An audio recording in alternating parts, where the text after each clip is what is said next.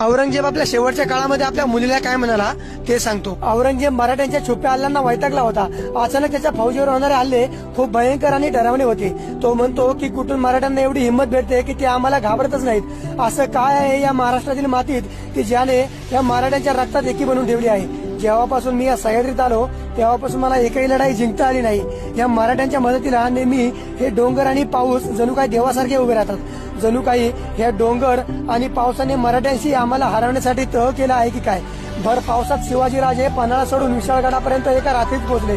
त्याच विशाळगडापर्यंत पन्हाळ्यापासून पोहोचायला आम्हाला 9 दिवस लागले आणि यामध्ये पावसामध्ये आमची कित्येक माणसं घोडे आणि हत्ती वाहून गेले आणि कित्येक आजारी पडून गेले। औरंगजेब म्हणतो की माझ्या धर्मात पुनर्जन्म नाही, पण नशिबाने जर मला पुनर्जन्म भेटलाच तर मी या सह्याद्रीत या डोंगर दऱ्यात आणि या मराठ्याची लढाईला परत कधीच इथे येणार नाही। एवढी दहशत आपल्या मावळ्यांची होती।